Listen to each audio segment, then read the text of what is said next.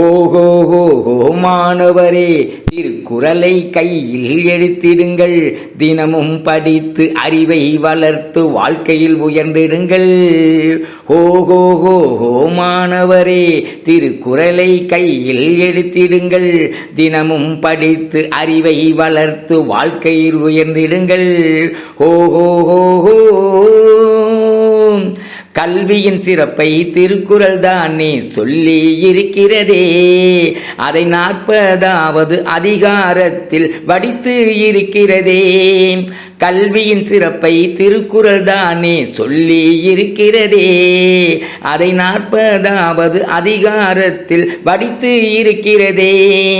இளமையிலேயே கற்றிட வேண்டும், புகழின் உச்சியை நீங்கள் அடைந்திட வேண்டும். ஓஹோ மாணவரே, திருக்குறளை கையில் எடுத்திடுங்கள். தினமும் படித்து அறிவை வளர்த்து வாழ்க்கையில் உயர்ந்திடுங்கள். ஓஹோ உலகம் முழுதும் ஆயிரம் மொழிகள் இருக்கிறதே. அத்தனை மொழிகளில் நம் தமிழுக்குத்தானே திருக்குறள் கிடைத்துள்ளதே.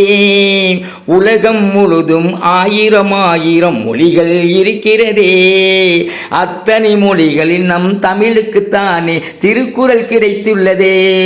அனைவரும் அதனை படித்திட வேண்டும், குறளின் பயனை அடைந்திட வேண்டும். ஓஹோ மாணவரே, திருக்குறளை கையில் எடுத்திடுங்கள். தினமும் படித்து அறிவை வளர்த்து வாழ்க்கையில் உயர்ந்திடுங்கள். ஓஹோ எத்தனை நூல்கள் இருந்தாலும் திருக்குறளுக்கு இணையேது. இங்கு எத்தனை புலவர்கள் வந்தாலும் திருவள்ளுவராகாது. எத்தனை நூல்கள் இருந்தாலும் திருக்குறளுக்கு இணையேது. இங்கு எத்தனை புலவர்கள் வந்தாலும் திருவள்ளுவராகாது. குறளை எல்லா மதமும் ஏற்றதை கேளு, தமிழின் பெருமை உயர்ந்தது பாரு. ஓஹோ மாணவரே, திருக்குறளை கையில் எடுத்திடுங்கள். தினமும் படித்து அறிவை வளர்த்து வாழ்க்கையில் உயர்ந்திடுங்கள். ஓஹோ